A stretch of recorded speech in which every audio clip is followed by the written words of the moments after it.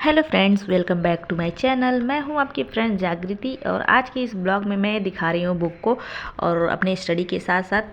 तो ये दोनों बुक मेरे आ चुके हैं पूर्वालोकन का, तो मैं इसी को पढ़ने वाली हूं और इसी का टेस्ट सीरीज, बाकी टेस्ट वगैरह जो रहेगा वो मैं फिर मंगाऊंगी और टेस्ट लगाऊंगी, प्रीवियस ईयर लगाऊंगी।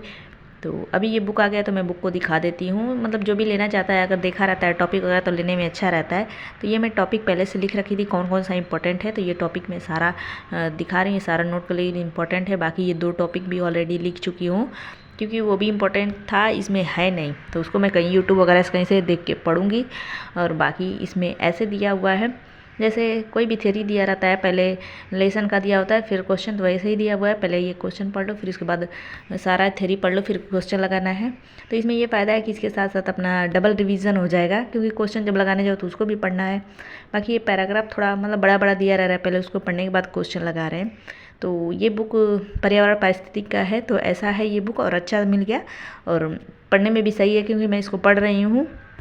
और ये भारतीय राज्य व्यवस्था का ये भी आया कल, तो सोची इसको भी मैं दिखा देती हूँ कैसा है। तो इसको अभी मैं शुरू नहीं की हूँ, तो ये थोड़ा आगे का पेज मुड़ा हुआ है, तो पेज से क्या मतलब होता है, बाकी मटेरियल सही होना चाहिए। तो कंटेंट तो इधर देखिए, इसमें तो बहुत ज़्यादा है, कम से कम 42 टॉपिक है इसका, 42 लेसन टॉपिक।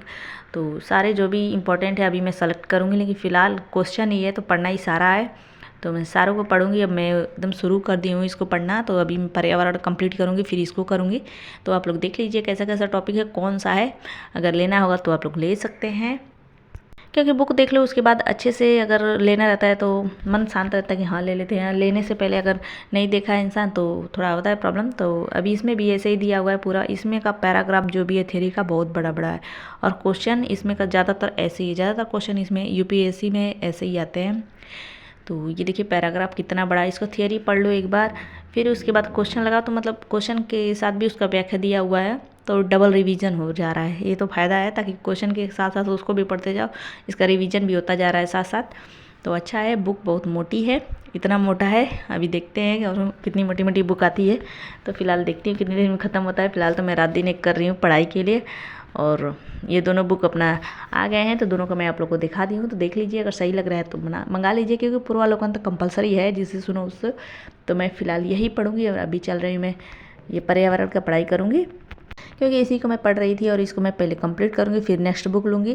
तो साथ साथ इसका जो भी है, रात हो दिन हो, मैं अपना रात में भी टाइम निकाल रही। रात में तो टाइम मिल ही जा रहा है, बच्चे सो रहे हैं, लेकिन दिन में टाइम निकालना पड़ता है, क्योंकि दिन में जल्दी नहीं मिलता है। तो फिलहाल मेरे बच्चे सो जाते हैं, तब मैं अपना पढ़ाई करती हूँ। तो अपनी पढ़ाई करने में बैठ गई हूँ, जब भी वो स्कूल चले गए हैं तो। और जिस दिन छुट्टी रहता है तो मैं ऐसे करती हूँ। तो अगर आपको बुक लेना है तो जल्दी से जल्दी मंगा लीजिए, क्योंकि अगर फॉर्म आ जाएगा तो एग्ज़ाम डेट भी दिसंबर जनवरी तक होने की संभावना है, तो तैयारी रहेगी तो अच्छा है। और बाकी प्रीवियस ईयर लगाते रहिए वो भी मंगा के। तो फिलहाल मैं भी मंगाऊंगी, जब भी बुक सारा पढ़ लूँगी तो एक दो बार पढ़ लूँगी तो ही सही रहेगा। नोट्स बनाना है तो मैं हाईलाइट करके पढ़ूँगी, क्योंकि नोट्स बनाऊँगी उतना टाइम नहीं है, हाईलाइट करके पढ़ूँगी। इसी को 3-4 बार पढ़ूँगी, उतना बहुत होगा। क्योंकि नोट्स भी बनाओ तो पहले एक बार नोट्स बनाओ, फिर उसके बाद उसका रिवीजन करो। बुक में भी हाईलाइट करके पढ़ सकते हैं, तो डबल डबल पढ़ सकते हैं। तो फिलहाल मेरी पढ़ाई ऐसे चल रही है, और आप लोग की पढ़ाई कैसी चल रही है कमेंट करके बताया करिए। और मैं अपना स्टडी का ऐसे ही शेयर करती हूँ मोटिवेशन के पर्पज़ से। तो अगर आप तैयारी कर रहे हैं तो मन लगा के आप लोग भी किया करिए।